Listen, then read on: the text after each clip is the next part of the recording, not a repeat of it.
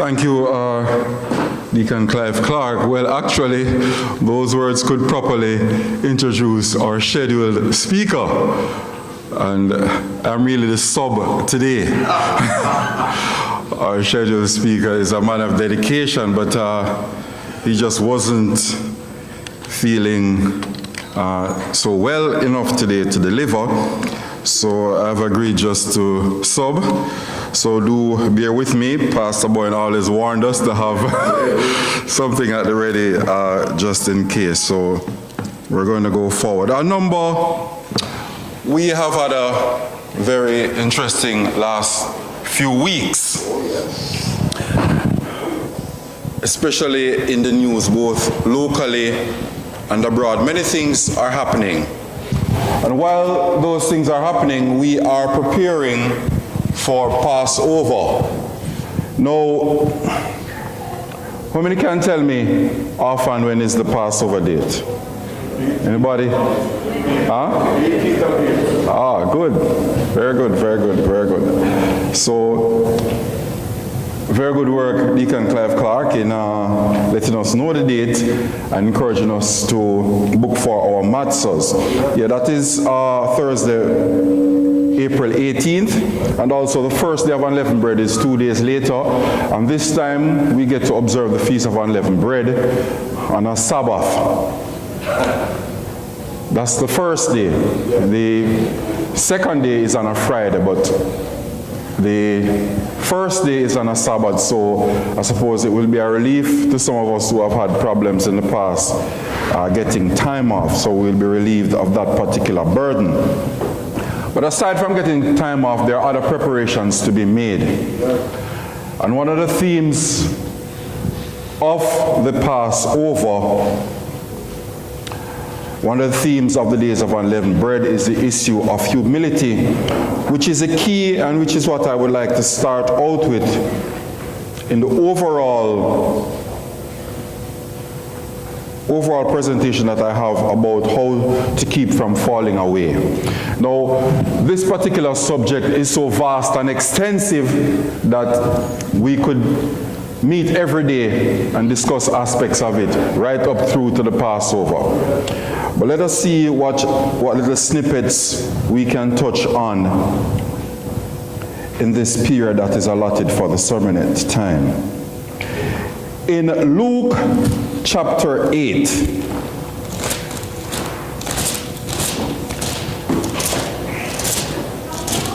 in the book of Luke chapter 8 and verse 14, it speaks about, this is cutting into the parable of what is called the four soils, or the parable of the sower. In Luke chapter 8 and verse 14, the seed that fell among thorns stands for those who hear, but as they go on their way, they are choked by life's worries, riches, and pleasures, and they do not mature. So people hear the word, they're excited about it, but the cares of this life and the pleasures of life does not allow them to endure because they are sidetracked by it. This, I suppose, is a theme that all of us can relate to. In that all of us have distractions of some sort. The distractions will come in different form and in different degrees to all of us, but it does come. And some of us cannot understand why others are distracted in a particular way by some things. But I tell you, each of us has a unique personality, and each of us, leading up to answering the call, have been cultured a certain way. So what seems easy for you is difficult for somebody else. One of the things in the news recently is a case of this actor on the show Empire. I've never watched the show, but I've heard about it. I've never watched it. Now here is a young man who was previously unknown, got a big break on a hit show, and he was being paid $60,000 per episode. US dollars, $60,000, and I believe I heard that the show has 20 episodes per year. So it's about 1.2 million US per year. That is just pay for appearing on the show. Now the spin-offs of appearing on the show is that you get other contracts. People want to have you perform for them in various other ways.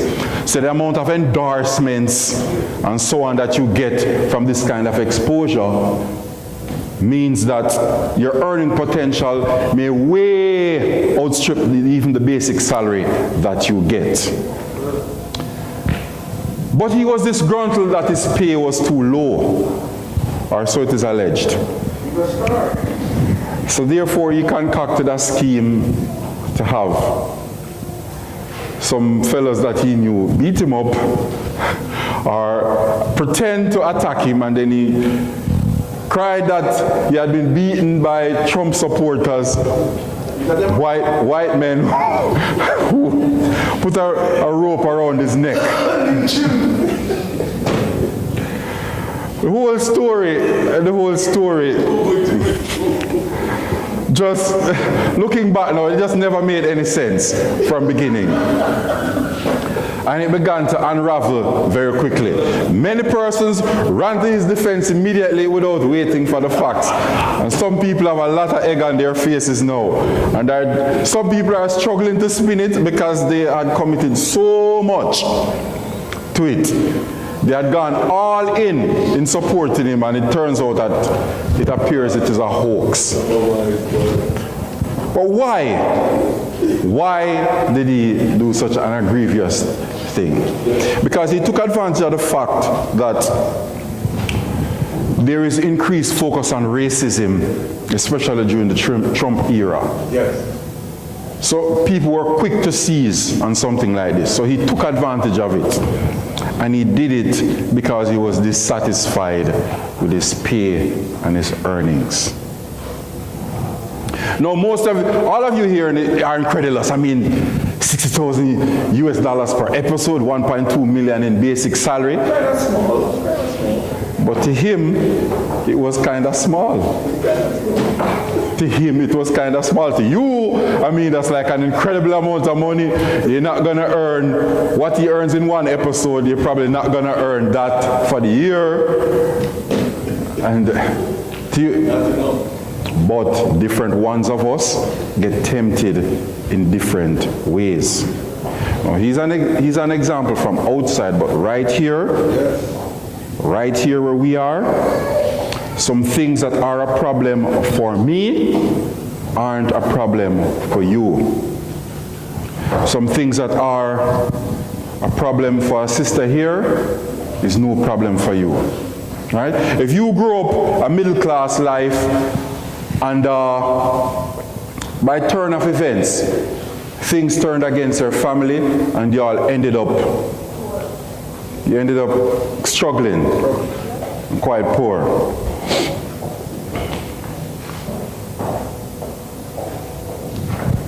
Having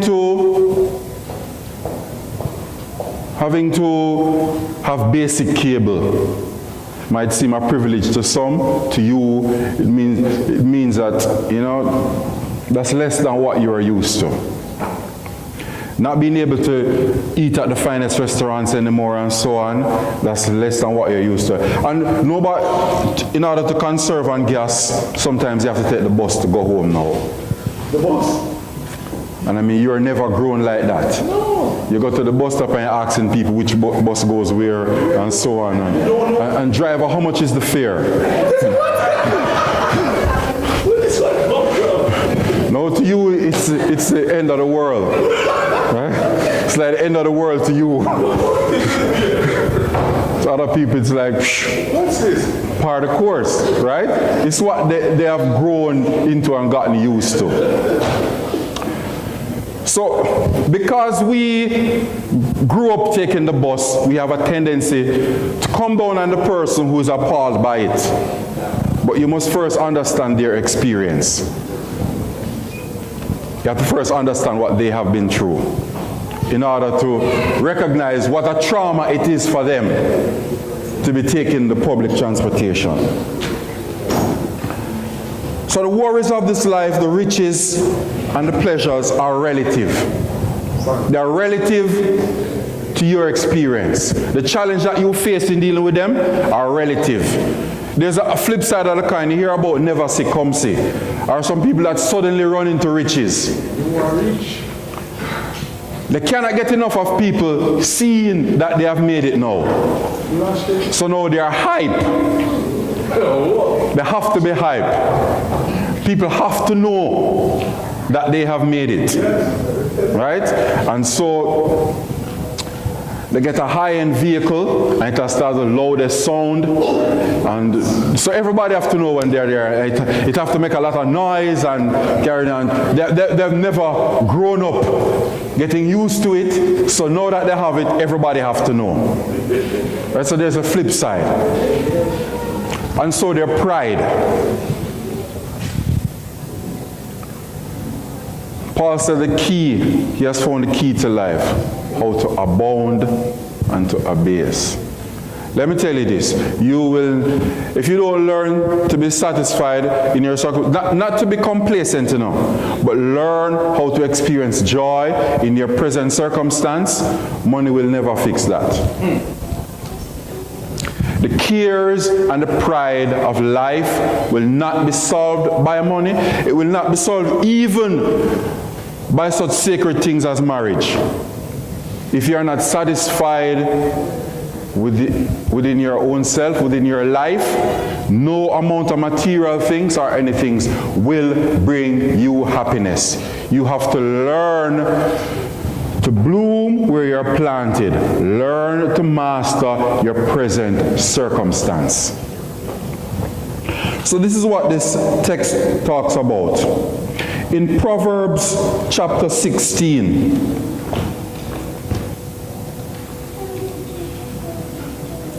Proverbs chapter 16 and verse 18. Pride goes before destruction, and a haughty spirit before a fall. You see some people that appear to be on the top now, and they cannot control themselves. They cannot control themselves. They are a ticking time bomb. It's just a matter of time. And what is this pride? It's a kind of overblown sense of importance, where nobody can correct you and you're above the advice of everyone else. You don't have to necessarily play by the rules. You don't have to abide because you're above everyone else. When you find yourself behaving like a person who has a sense of entitlement all the time, this is exactly where you are headed. This is where you are headed. Pride goes before the fall. My brethren, as you approach the Passover, be sure you're somebody who's open to advice and criticism. It should be your greatest joy that you have people around you who are able to correct you and to show you your faults. One of the things that I'm sure I'm not the only one that falls into this category is whenever we misstep and worldly people point out to us that, now you go to church. It can be one of the most irritating and it can be one of the most embarrassing things. But it is also a good thing. It is good that you have put yourself out there to say that I'm supposed to be living by these principles, and people, for whatever reason, whether it be for malicious reason, but they hold you into account. That's a good thing. Don't try to hide from it or run from it. Own up to it Let them see you so you can be corrected. In James chapter 1 and verse 14. But each one is tempted when he's lured and enticed by his own desires. Each one is tempted when he's lured and enticed by his own desires. When we get led off by various temptations, don't go and blame anybody. If it's a sexual temptation, nobody blame. If it's a man and he's a sexual, nobody blame the woman says she wear too much tight skirt that she caused me. No, it's not her fault because she wasn't wearing appropriate clothing. Yeah? It's not the man's fault because every day, every man when you get up, you see him next door over the fence or lift weights. You go out there in the morning and you see man, he's ripping muscles. So it's his fault. Ladies, no. There was something, there was some desire in you. Then when desire conceives, it gives birth to sin, and when sin is full grown, it gives birth to death. So it starts out small. It starts out as a small concept that you had within you, and sure enough, opportunity gives rise. Opportunity comes along. Opportunity meets desire. And the act takes place. So we have to, it means that we have to take a look at the things that we are vulnerable at. We have to examine the things that make us vulnerable. Because when we fall prey to them, there's no one else to blame but ourselves. But because of pride, we try to pass it off to somebody else. We said somebody else is to blame.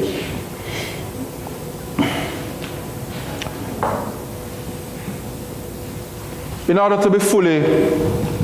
to avoid some of the pitfalls of pride and temptation, we have to be fully committed. It takes a great amount of commitment to avoid those pitfalls. You have to love God and the promise of His kingdom more than the short-term things that you see before you, in order to be committed, especially at times when you're isolated. In the book of Matthew 22, verse 37, Matthew 22, verse 37, Jesus said to him, love the Lord your God with all your heart and with all your soul and with all your mind. Thus, that is what it takes. If the hatred of sin and the love of God aren't your passion, see, if they aren't your passion, you won't easily resist. Do we are passionate about our favorite TV shows, our favorite sports teams, our favorite celebrities and so on? If the love of God, if the intensity is not like that, if you don't have the intensity, you just want to wake up in the mornings, have your devotion first thing, and get your day after a bright start. If you don't have that kind of intensity, if you don't approach God in that way, then whatever else you approach in that way, that is what will take up your mind, and eventually that is the direction that you will go in. Because all of us are passionate about something. If we aren't passionate about nothing at all, it's not likely that we'll be good functioning human beings. We have to have something that motivates us. What motivates you to get up in the morning and go? Is it a paycheck? Is it your friends? If you don't love God with equal measure,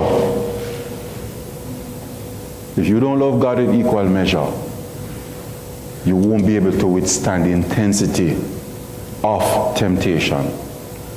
Are you waiting with bated breath for your favorite episode of the next show? Game of Thrones. Why you have to go there? Yeah, I know. All right. If you if you don't look with intensity, right, with anticipation to those things that you love, right? If you don't have that kind of intensity, you're not going to be able to withstand. In James chapter 4, verse 7, James chapter 4 and verse 7 says, "So submit to God, but resist the devil, that he will flee from you." Resist the devil and he will flee from you. And submit to God. It's a twofold thing, you know. And they work hand in hand. In order to resist the devil, you must love the Lord your God. If you love the Lord your God with a certain intensity, it's more easy for you to resist the devil. So it's twinned. It is actually twinned.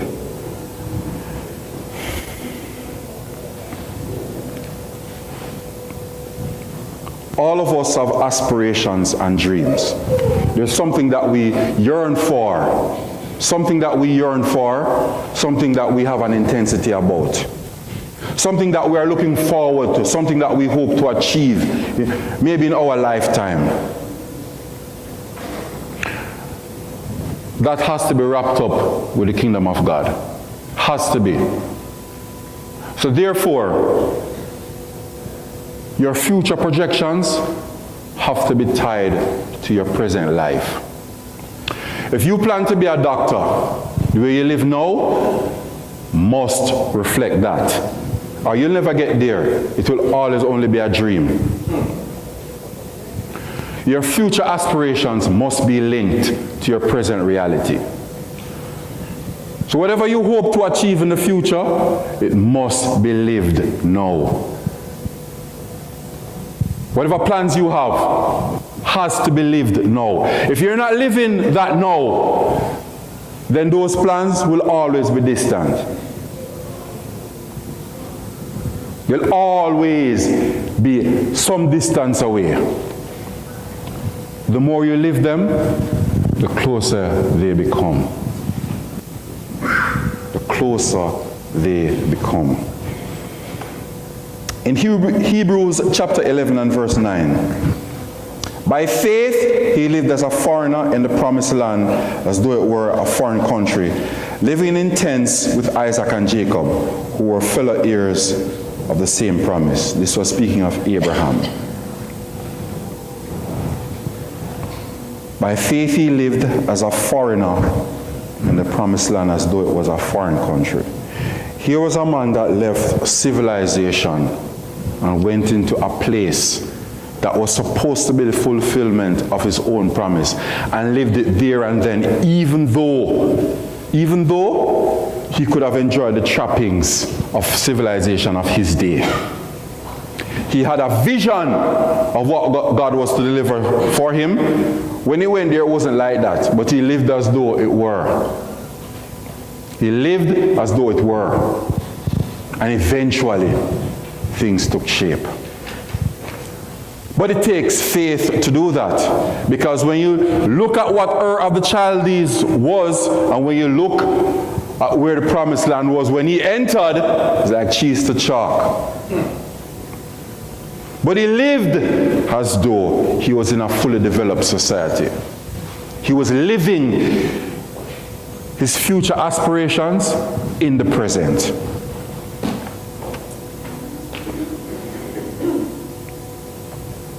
For he was looking forward to the city with firm foundations, whose architect and builder is God. Now faith is being sure of what we hope for, being convinced of what we do not see. We hope for it, we don't yet see it, but we're living it. It's so difficult now in a secular age to live with the aspirations of the kingdom of God. Very, very difficult. The society has become so secular that it's a challenge for you to live that way. I mean, it's so distant. Even the churches themselves continue to adjust and lower their standards to meet a secular society. See, they want to meet people where they are. they want to attract the numbers. So in order to attract the numbers, they lower their stands. And more people like we that stick out to hold on to that conservative line, more and more we are becoming isolated. But you have to be prepared, brethren, because if we seemed weird for our days of worship in the past, we'll be even weirder for the standards that we are going to uphold. It will take a certain amount of strength and pride to do that. As I close, in Matthew 16:25, for whoever wants to save his life will lose it, but whoever loses his life for my sake will find it. My encouragement to all of us, brethren, as we approach the Passover, is that we commit ourselves to the path that we have started. And in order to sustain ourselves, we must be able to put aside our pride. We must be able to put aside our desires or control them so that they do not set the agenda for us. And that is a great challenge that we all face as Christians. I close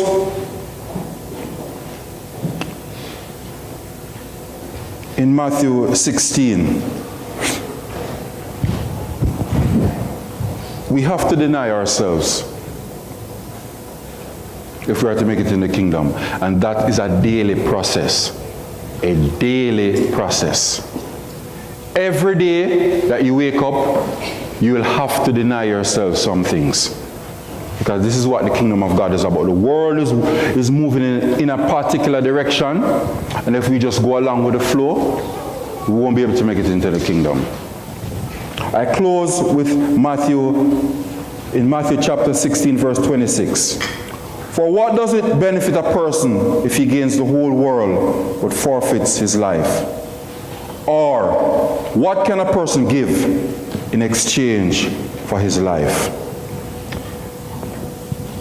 There is nothing like the promises of the kingdom of God.